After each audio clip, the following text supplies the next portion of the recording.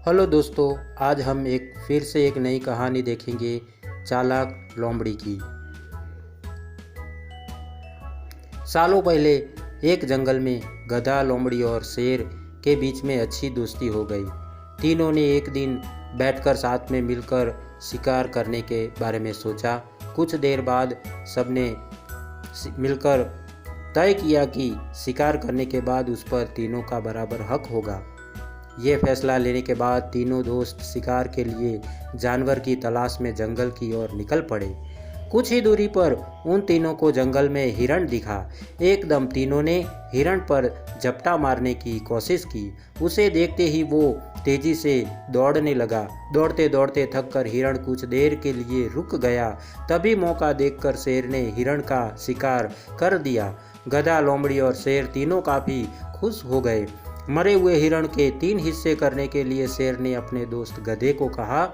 जैसा पहले तय हुआ था उसी हिसाब से गधे ने शिकार को 3 बराबर हिस्सों में बांट दिया। ये देखकर शेर को बिल्कुल अच्छा नहीं लगा। वो गुस्से में जोर जोर से दहाड़े मारने लगा। दहाड़ते दहाड़ते शेर ने गधे पर हमला करके उसे अपने दांतों और पंजों की मदद से 2 हिस्सों में बांट दिया। लोमड़ी ये सब होते हुए देख रही थी। तभी शेर ने एकदम से लोमड़ी को कहा, चलो दोस्त, अब तुम इस शिकार का अपना हिस्सा ले लो। लोमड़ी चालाक और समझदार दोनों ही थी। उसने बड़ी ही अक्लमंदी के साथ हिरण के शिकार का 3/4 हिस्सा शेर को दे दिया और खुद के लिए 1/4 हिस्सा ही बचाया।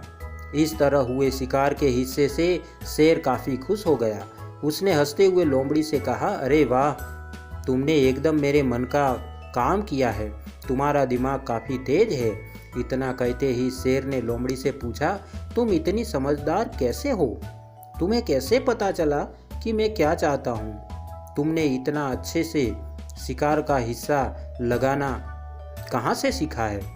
शेर के सवालों का जवाब देते हुए लोमड़ी बोली, आप जंगल के राजा हैं और आपको कैसे हिस्सा लगाना है ये समझना मुश्किल नहीं है। साथ ही मैंने उस गधे की हालत भी देख ली थी।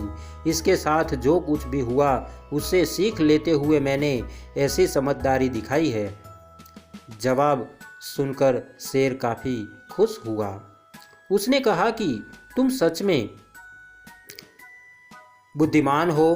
कहानी से ये सीख मिलती है कि हम सभी को अपनी ही नहीं बल्कि दूसरों की गलतियों से भी नई बातों को सीखना चाहिए।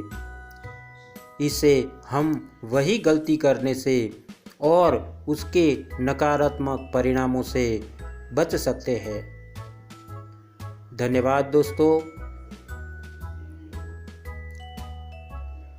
अगर आपको यह कहानी अच्छी लगी तो एक लाइक और एक शेयर ज़रूर करना।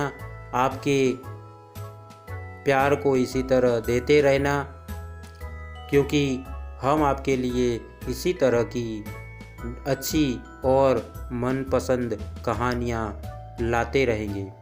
धन्यवाद दोस्तों। फिर मिलेंगे एक नई कहानी के साथ।